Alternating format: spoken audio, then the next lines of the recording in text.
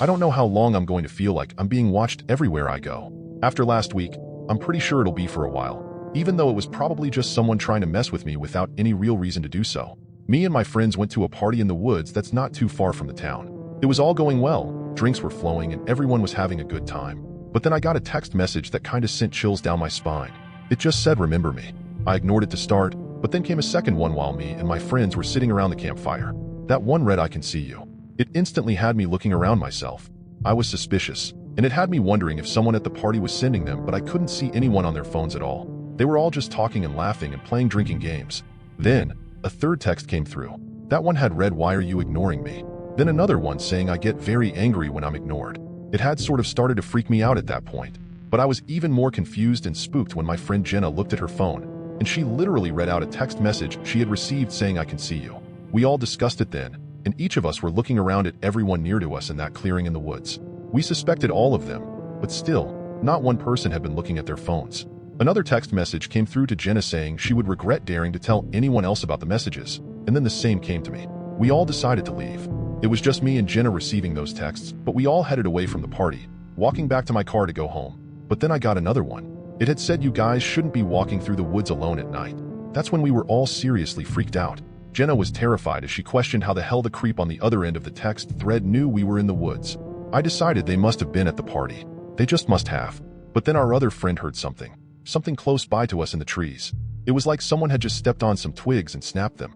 Jenna had whispered in a shaky voice asking what it was. Not that any of us knew. We'd all stood silently and looked around ourselves, pulling out our phones and using the torches to try and see what or who could have been around us. That's when I received another message. "I suggest you guys run." We heard more twigs breaking under someone's weight, and that's when we all bolted. We were so scared and absolutely convinced at that point that someone was chasing after us when Jenna yelled that she saw someone in the light of her torch just as we'd all set off running. We all believed her. Even though she was terrified, it made total sense that someone was there, watching us. There was no way all of those twigs would break without a person stepping on them, and I'd seen them for myself when I took a quick glance over my shoulder while running. I'd seen a figure behind us, sprinting like we all were doing, and my terror only intensified at the sight. I'd honestly believed that someone wanted to kill us all that night, or at least me and Jenna, and we'd no idea why.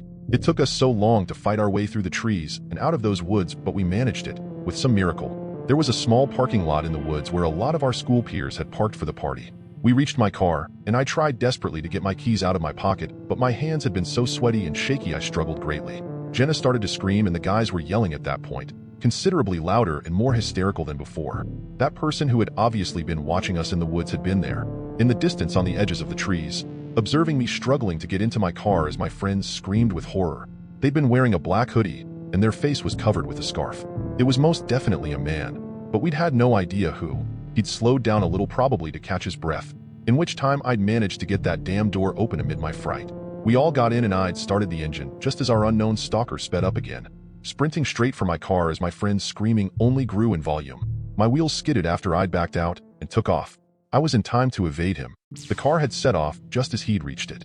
He slammed hard onto the trunk, which had caused another yell of horror and panic from me and my friends, but we escaped him. It took all of us a long time to realize and process that we'd actually gotten away from him before Jenna cried out, asking who the hell the creep was and what was going on. But none of us had any clue.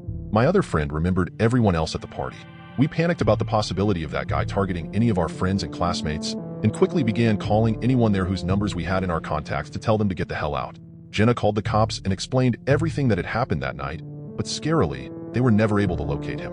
We didn't exactly have much to go off of except the number we'd received the text from, which was still ongoing, I think.